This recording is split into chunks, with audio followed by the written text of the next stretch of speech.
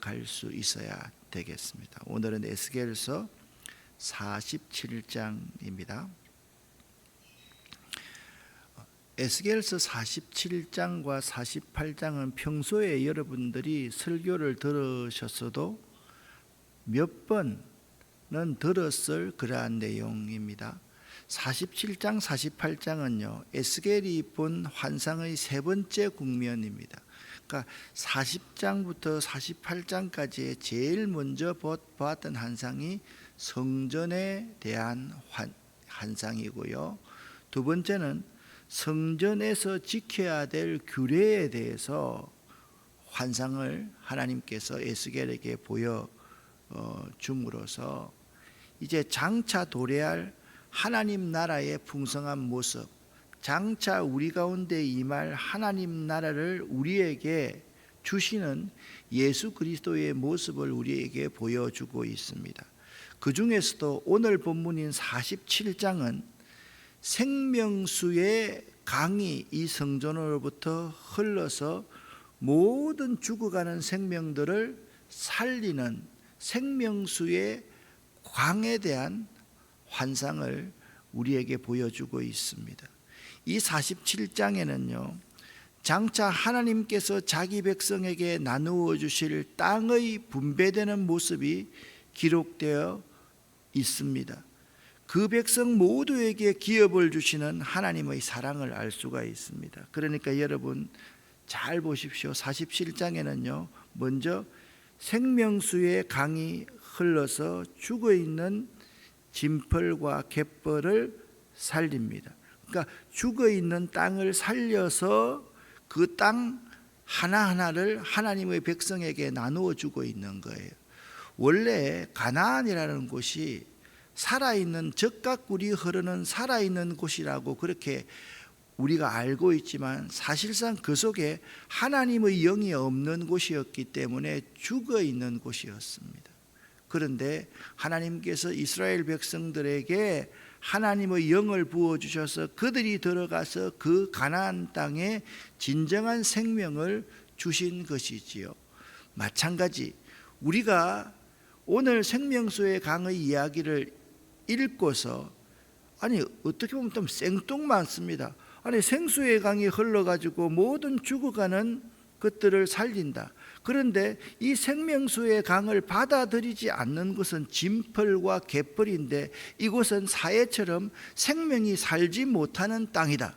그렇게 해놓고 나서 하나님께서 꼭 가나안 땅을 분배하는 것처럼 동에서부터 서, 남, 북의 경계선을 말하면서 이러한 땅을 너희에게 분배해 줄 것이다 라고 말해주는 것은 예수 그리스도를 믿고 구원을 받은 사람은 하나님께서 이러한 땅을 생명수의 강을 그에게 허락하시며 이러한 귀한 땅을 기업으로 주신다. 그 점을 우리에게 보여주고 있다라는 거죠.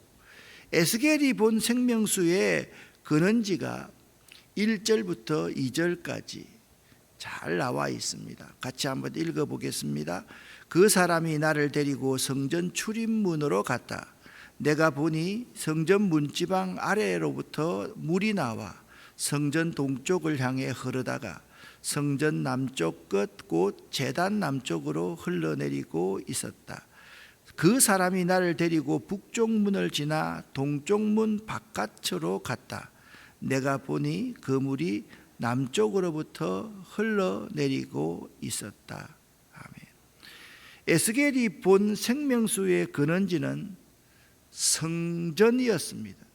에스겔은 생명수가 성전의 문지방으로부터 나와서 동쪽으로 흘러가는 것을 보았습니다.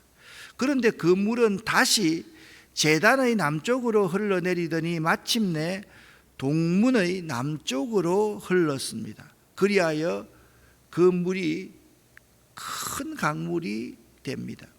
예수님께서는요, 자신을 생수를 주시는 분으로 말씀하셨습니다.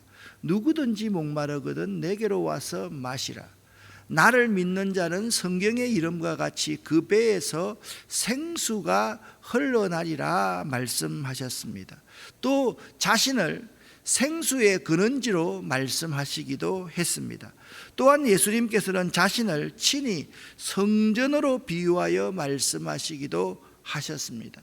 성전이신 예수님께게서 생명수가 나와서 모든 죽어가는 생명들을 살리게 될 것이다 라는 환상인 것입니다. 이렇게 볼 때 본문에 기록된 생명수의 근원지는 성전이신 메시아, 곧 장차 오셔서 하나님 나라를 성취시킬 구세주이신 예수 그리스도를 가리킴을 알 수가 있습니다. 그런데 이 생명수의 강이 어떤 것을 뜻하느냐? 3절부터 5절까지를 쉬운 성경으로 같이 읽어보겠습니다. 그 사람이 손에 줄자를 가지고 동쪽으로 가서 500m쯤 잰 뒤에 나를 이끌어 발목까지 차오르는 그 물을 건너게 했다. 그 사람이 또 500m쯤 되는 거리를 잰 뒤에 나를 이끌어 물을 건너게 하였는데 물이 무릎까지 차올랐다. 다시 그가 또 500m쯤 되는 거리를 잰 뒤에 나를 이끌어 물을 건너게 했는데 이번에는 허리까지 물이 차올랐다. 다시 그가 500m쯤 되는 거리를 쟀는데 이번에는 그 물이 걸어서는 건널 수 없고 헤엄을 쳐야만 건널 수 있는 강이 되었다. 아멘. 그러니까 성전에서 흘러내려오는 물이 내 발목에 찼고 내 무릎에 찼고 내 허리에 차서 그 다음에 다시 1,000척을 재고 나니까 내가 건널 수 없는 강이 되었다. 헤엄쳐야만 갈 수 있는 강이 되었다. 그렇게 말씀하고 있습니다. 이 생명수의 강은요 1,000규빗 500m를 청량할 때마다 그 깊이가 깊어집니다. 맨 처음 1,000규빗을 청량한 후에는 발목에 오르고 다음에는 무릎에 오르고 그 다음에는 허리에 오르더니 마침내는 깊은 강물이 되었습니다. 이것은요 하나님의 나라가 그 시작이 매우 미약한 것 같으나 날로 확장되어 결국은 온 세계를 지배하게 된다라는 의미입니다. 또한 하나님의 말씀은 더욱 멀리 퍼지고 예수 그리스도의 은혜를 체험하는 사람들이 점점 더 많아질 것을 뜻하기도 합니다. 이 예언이 그대로 이 세상에 지금까지 성취되고 있는 것입니다. 하나님의 나라는요 예를 들어 가지고 한 사람이 전도를 한다, 한 사람이 복음을 전한다, 한 사람이 선교사로 간다, 그것은요 매우 미약한 것처럼 보이고 이 일이 되겠나? 아이고 헛일 하는 거 아닌가? 아니 저곳에 가서 자기 혼자 잘한다고 하나님 나라가 건설되나? 그런 게 아닙니다. 하나님의 나라는요 씨앗과 같아가지고 보이지 않는 작은 겨자씨와 같은 게 하나님의 나라라서 그 하나님 나라의 씨앗은요 수백 년 수천 년이 흘러도 그 속에 생명이신 예수 그리스도만 있으면 그 생명은 열매를 맺어서 세계를 지배하게 되고 하나님의 그 말씀은 더욱더 널리 퍼지고 하나님의 은혜를 체험하는 사람들이 점점 더 많아지게 되는 것입니다. 그래서 여러분들이 알아야 될 게 있습니다.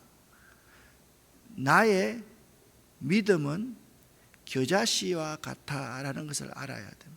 겨자씨가 궁금하신 분은요 예배 마치고 바로 여기 카페에 가면 조그마한 병에 겨자씨라는 게 담겨져 있습니다. 한번 보십시오. 그냥 볼펜 가지고 점 하나 찍은 것보다 더 작은 것입니다. 그러나 그것이 있잖아요 세상을 지배하게 되고 그 겨자씨 속에 있는 생명의 말씀이 사람을 움직여서 변화시키게 하고 그들을 통해서 놀라운 하나님의 나라가 이루어져 간다라는 사실을 우리는 체험적으로 알 수가 있습니다. 하나님의 일은요 처음에는 한편 구석에서 일어나는 일처럼 보일지라도 마치 구약 성경에 저 멀리 점 하나만한 구름이 생겼다가 손바닥만한 구름이 있나이다. 그 구름이요 일어나서 3년 6개월 동안 그 땅이 바짝 메말라 있는 그 땅을 적시는 놀라운 역사가 있는 것처럼 하나님의 일, 하나님의 나라, 하나님의 말씀, 우리의 믿음은 그런 것임을 알아야만 합니다.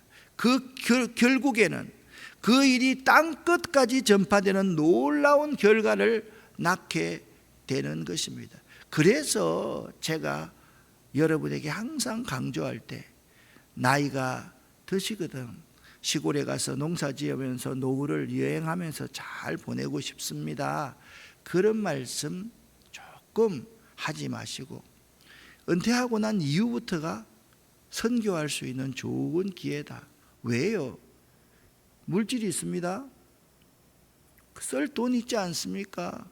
그리고 아직까지 건강이 있습니다. 내 인생 50년, 60년, 70년의 노하우가 다 쌓여 있지 않습니까? 어떤 상황에 처한다 할지라도 견뎌낼 수 있는 내공이 나한테 있거든요. 저는 이걸 이렇게 한번 생각해 보았습니다. 우리 개신교는요, 군대 60만 군대의 군목들이, 젊은 분들이 군 문제를 해결하기 위해서 갑니다. 그러니까 군목들이 23살, 24살, 25살이에요. 그래도 그분들이 참 잘하지요. 그런데 로만 캐슬릭 처치는요, 군에 있는 신부님들이 군을 필요한 사람이 다시 돌아옵니다. 그래서 가만히 한번 비교를 해보면요, 이분들이 와서 여러분 군대 생활은 이런 겁니다 라고 하면, 군대 생활을 처음 하는 아주 젊은 소위보다 똑같은 소위고 중이고 대위인데 있잖아요, 그들은 벌써 나이가 좀 들어서 인생의 만고풍상들을 더 많이 겪었기 때문에 훨씬 더 병사들이 공감한다라는 점을 느낄 수가 있었습니다. 사실 선교라는 것도 마찬가지입니다. 내가 나이 들어서 내가 뭐 할까 그렇게 생각하지 마시고, 나머지 남아있는 그 기간에 나의 달려갈 길과 주 예수께 받은 그 사명을 마치려 하면은 나의 생명을 조금도 귀한 것으로 여기지 아니하노라 라고 고백하는 사도 바울처럼 그러한 삶을 살 수 있으면 참 좋겠다. 결국에는 그 일이 놀라운 결과를 낳게 되는 것이다. 오늘 성경은 그렇게 우리에게 증언하고 있습니다. 에스겔 선지자는요, 생명수 강가에서 많은 나무들을 보았는데요, 그 나무는 달마다 새로운 과실이 맺히는 나무이며 또 그 잎사귀는 약재료로 사용되었습니다. 이것은요, 요한계시록 21장부터를 보면 정확하게 나타나 있는 말씀입니다. 또한 에스겔은요, 그곳에서 하나님의 말씀을 듣습니다. 그것은요, 그 물이 흘러 아라바로 내려가서 바다 곧 사해에 이르게 된다라는 것이었습니다. 그런데 그 강물이 다다르는 곳마다 모든 생물들이 번성하며 또 생명을 얻고 소생함을 얻게 됩니다. 그리고 그 강가에서 어부들이 고기를 잡기 위해 그물을 치게 된다라는 점입니다. 생명수의 강물은 죽은 바다인 사해를 소생시키는 힘을 갖고 있었습니다. 즉 예수 그리스도의 복음은 죽음이 지배하고 있는 이 세상 모든 사람들을 생명의 길, 영생의 길, 구원의 길로 인도하는 능력이 있다라는 의미입니다. 아멘. 저는 이 사실을 믿습니다. 아무것도 아닌 것 같은데요, 예수 이름에는 능력이 있습니다. 예수 안에는 생명이 있습니다. 이 하나님의 말씀 안에는요, 사람을 변화시키는 놀라운 능력이 이 하나님의 말씀 속에 있다라는 점입니다. 한편 11절 말씀은 복음을 받아들이지 않는 사람을 진펄과 개펄이다 그렇게 언급하고 있습니다. 이 진펄과 개펄은요, 생명수의 강물이 미치지 않는 그들은요, 결국 소생하지 못하고 쓸모없는 땅처럼 변하고 만다라는 환상 비유인 것입니다. 특별히 오늘 18절부터 20절은요, 자 17절까지는 생명수의 강이 흘러내리고 그 생명수의 강이 흘러내린 결과를 말하고 있는데, 이상하게 18절부터는 이런 이야기를 언급하고 있습니다. 같이 한번 읽어보겠습니다. 주 여호와께서 말씀하셨다. 이스라엘의 12지파에게 나누어 줄 땅의 경계선들은 다음과 같아. 그만. 보세요. 생명수의 강을 이야기하다가 이스라엘 12지파에게 나누어 줄 땅은 다음과 같아, 그렇게 말씀하고 있습니다. 이 본문 말씀은요, 새롭게 확장된 하나님 나라의 경계를 동서남북으로 잘 보여주고 있습니다. 본문에 의하면 이 나라의 북쪽 경계선은 두로의 북쪽 지중해이며 다메섹 지방까지이고요, 동쪽의 경계선은 요단강과 사해입니다.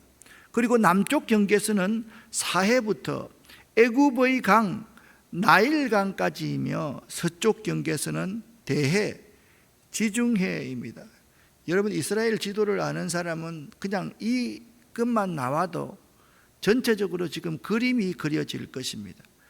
이곳은 어떤 곳이냐? 하나님께서 일찍이 자기 백성들에게 약속하신 땅인 가나안 땅의 확장된 가장 넓은 가나안 땅의 모습을 그 백성들에게 나누어 주겠다, 그렇게 말씀하고 계신 것입니다. 하나님께서는요, 그 약속의 땅을 서로 균등하게 나누라고 말씀하시며, 그 약속의 땅에요, 뭐가 미칩니까? 생명수의 강물이 다 미치는 곳입니다. 그 약속한 땅 가운데서도요, 그 하나님을, 복음을 받아들이지 않는 사람은 짐벌과 개펄처럼 소생하지 못한다라고 말씀을 하시면서, 그 약속의 땅의 생명원이 뭐냐?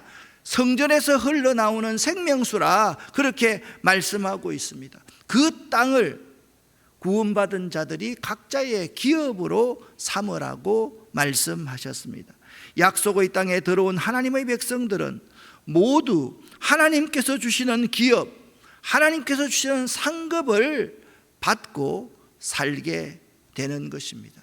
여러분에게는요, 하나님이 주신 기업, 상급이 다 있습니다. 믿으십니까? 그것은요, 보이지 않는 땅입니다. 우리가요, 믿음으로, 자, 어제도 그런 말씀을 잠깐 드렸습니다. 여러분, 항상 기도할 때마다 머릿속에 무언가를 그리면서 기도를 해라. 야곱이 있잖아요, 자기 삼촌 라반과 계약을 합니다. 라반이 임금을 안 주는 거예요. 임금 체불자가 되었습니다.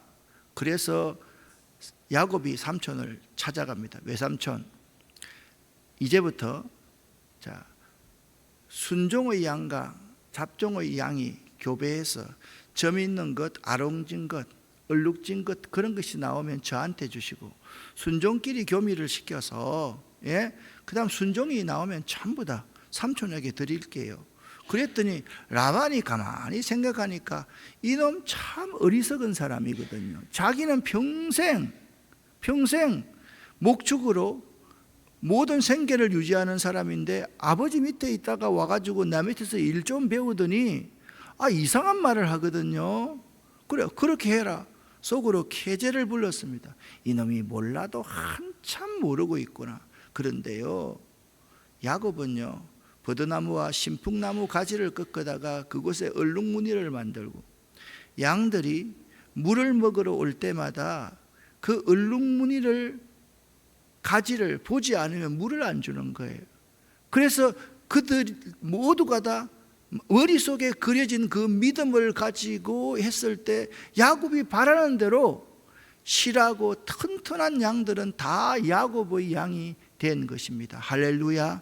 우리 속에 있잖아요, 항상 기도할 때 그러한 것을 그리고 살아야 됩니다. 하나님께서 나에게 주신 기업은 있잖아요, 백지수표입니다. 여러분, 그냥 좁쌀만한 것이 아닙니다.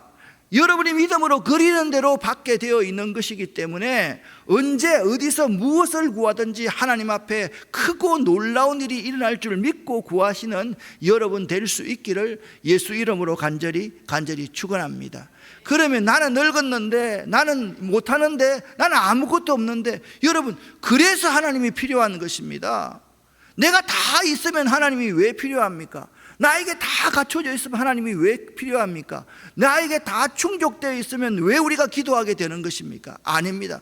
부족하고 연약할수록 아무것도 없다 할지라도 기도하는 그 기도는요, 하늘나라의 보물창고에 차곡차곡 쌓여진다라는 점을 잊지 마시기를 바랍니다. 마지막, 굉장히 저는 이 말씀을, 본문 말씀을 어제 저녁에 읽으면서 감동했던 말씀입니다.